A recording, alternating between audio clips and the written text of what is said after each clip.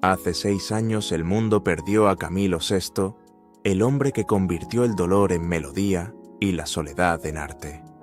Un compositor brillante, un ídolo de voz inigualable, pero también un alma inquieta que cargó durante décadas, con un silencio que solo se rompió antes de su adiós.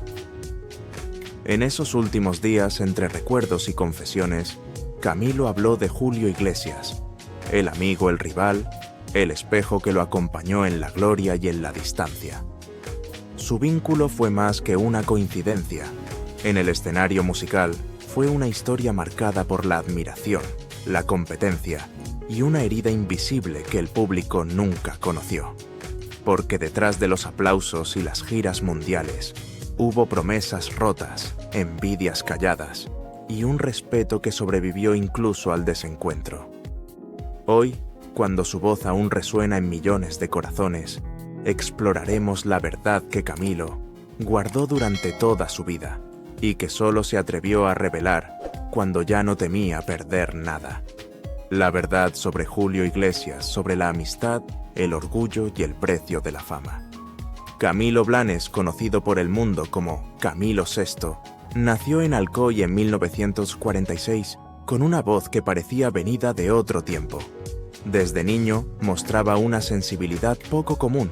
Cantaba en el coro de su iglesia, componía melodías sin partitura, mientras España intentaba reconstruirse tras los años duros de la posguerra. A los 20 abandonó su pequeño pueblo con una maleta y un sueño: convertir la emoción en arte. En los años 70 ya era una figura imprescindible de la música romántica, con más de 70 millones de discos vendidos y un rango vocal que desafiaba los límites del pop hispano. Pero detrás del éxito se escondía un perfeccionista solitario, un hombre que encontraba en el estudio de grabación su única forma de respirar. En Madrid, mientras Camilo buscaba su lugar, otro joven se preparaba para conquistar el mundo: Julio Iglesias. El exfutbolista que cambió los guantes por el micrófono emergía con una imagen distinta, cosmopolita, seguro, ambicioso. Si Camilo representaba la melancolía del amor herido, Julio encarnaba la seducción y el éxito sin culpa. Sus carreras se cruzaron en la España de la transición, una época en que la música era el nuevo lenguaje de libertad. Coincidieron en galas, festivales y programas de televisión dos estrellas que iluminaban el mismo cielo, pero desde constelaciones distintas. El público los adoraba por razones opuestas, y eso los unía y los separaba a la vez. Durante años se habló de su amistad, las reuniones en estudios de Madrid, las noches de vino y conversaciones sobre música, pero también de una rivalidad silenciosa. Camilo era el artista que escribía sus propias canciones, Julio el intérprete que sabía vender la emoción a todo un continente. Cuando Iglesias triunfó en Billboard con De niña a mujer y rompió récords en Estados Unidos, Camilo respondió: con Perdóname y Vivir, así es morir de amor. Baladas que hicieron llorar a media Hispanoamérica. Era una batalla sin enemigos, pero con orgullos heridos. Los años 80 marcaron el punto de inflexión. Mientras Julio se instalaba en Miami y su nombre llenaba estadios de Tokio a Buenos Aires, Camilo enfrentaba la soledad del artista que prefirió la perfección a la fama. En entrevistas hablaba con ternura de Iglesias, pero también con una sombra de melancolía: él es el sol, yo soy la luna. Una frase que parecía poética, pero que revelaba una herida profunda, porque tras las sonrisas de los años dorados, ya empezaban a crecer los silencios que durarían toda una vida. Julio Iglesias no solo era el cantante más internacional de España, era también una figura envuelta en una dualidad que pocos se atrevían a nombrar. Su sonrisa podía iluminar estadios, pero detrás de ella había un hombre obsesionado con el control, con la perfección, con vencer incluso al tiempo. Desde su accidente de coche en 1963, que lo dejó meses sin poder caminar, desarrolló una voluntad casi sobrehumana por demostrar que nada ni nadie lo detendría. y lo logró más de 350 millones de discos vendidos, récords Guinness premios en los 5 continentes. Era la voz del éxito y el silencio de su propio miedo a perderlo todo. Camilo lo admiraba y lo temía a la vez. Veía en él un espejo distorsionado de lo que podría haber sido si hubiera elegido la fama sobre la pureza artística. Julio, siempre impecable, rodeado de lujos y rumores, era la encarnación de una España que aprendía a exportar su encanto. Su magnetismo, su forma de moverse en el escenario, su capacidad para convertir cada entrevista en un espectáculo, lo transformaron en un símbolo global. Pero tras esa figura pública, había un hombre solitario que viajaba con las luces encendidas para no dormirse, que escribía cartas a sus hijos sin saber si alguna vez las leerían. Camilo, en cambio, vivía recluido componiendo en silencio. Sin embargo, cada vez que veía el nombre de Julio en los titulares, sentía esa punzada de contradicción, orgullo por su compatriota, y también una nostalgia amarga por la amistad que se fue diluyendo. Julio nació para ganar, dijo una vez Camilo en 1988, pero no sé si alguna vez aprendió a perder. Una frase que no era crítica, sino comprensión, porque ambos compartían el mismo fantasma, el de haber amado tanto al público que se olvidaron de sí mismos. Julio Iglesias brillaba como el sol que todo lo cubre, pero en su resplandor también se escondían las sombras que solo quienes lo conocieron de cerca pudieron ver. Brillaba tanto que olvidó que la luz a veces también puede quemar. El brillo de ambos se volvió tan intenso que un día empezó a deslumbrar. Camilo y Julio ya no eran solo dos nombres en la música española. Eran dos universos distintos orbitando en el mismo cielo, condenados a rozarse sin poder convivir. En los años 70, cuando la televisión dictaba el destino de los artistas, coincidían en los mismos programas, las mismas alfombras, los mismos premios. Pero detrás de cada sonrisa había una tensión que los medios comenzaron a notar. Las comparaciones eran inevitables, el compositor sensible frente al conquistador imparable. Las revistas titulaban ¿Quién representa mejor a España? Y esa pregunta se transformó en una herida invisible. Camilo, que componía cada nota desde el alma, veía cómo su autenticidad quedaba eclipsada por la maquinaria mediática que rodeaba a Julio. Mientras uno pasaba horas encerrado en su estudio buscando la melodía perfecta, el otro firmaba contratos millonarios y llenaba estadios en América Latina. Las cámaras seguían a Julio, la crítica a Camilo. Dos caminos opuestos, pero con el mismo destino: ser incomprendidos. En una entrevista de 1982, Camilo dejó escapar una frase que resonó como un suspiro. La fama puede ser una bendición o un veneno. Depende de cuánto necesites que te miren. Muchos lo interpretaron como una alusión a Iglesias. En Miami, donde Julio consolidaba su imperio, se decía que el español más famoso del mundo nunca mencionaba a su viejo amigo. Camilo, desde Madrid, respondía con silencio. Pero en ese silencio había orgullo. Los rumores de una reconciliación artística circularon más de una vez, sobre todo cuando ambos fueron nominados al mismo premio en 1991. Sin embargo, cuando Julio subió al escenario para recibirlo y Camilo permaneció en su asiento, aplaudiendo sin sonrisa, la distancia entre ellos se volvió definitiva. Eran dos artistas geniales, pero sus naturalezas se repelían. El fuego de uno consumía el aire del otro. Julio necesitaba ser amado por todos. Camilo solo quería ser entendido por alguien. Aquella fue su batalla más larga, una que ningún trofeo ni récord pudo resolver. Detrás de los aplausos solo quedó el eco de una amistad convertida en espejos rotos, donde ambos veían lo que pudieron ser y lo que ya no serían nunca. Los años pasaron y el silencio entre ellos se volvió más elocuente que cualquier palabra. Camilo, debilitado por los años de giras, operaciones y noches sin descanso, comenzó a mirar hacia atrás con la serenidad de quien sabe que el tiempo ya no concede segundas oportunidades. En una de sus últimas entrevistas, cuando le preguntaron por Julio, su voz se quebró apenas perceptiblemente. Dijo: «Le deseo paz, porque el éxito sin calma no vale nada». No fue una crítica, fue una confesión disfrazada de bendición. Durante mucho tiempo, Camilo cargó con un sentimiento que nunca quiso llamar envidia, sino decepción.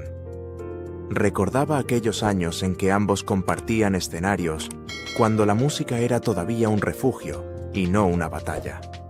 Se arrepentía quizás de haber dejado que el orgullo lo alejara de quien alguna vez consideró un hermano artístico. «Yo escribía canciones para curar el alma», dijo, «y él las cantaba para conquistar el mundo. Tal vez ahí nos perdimos».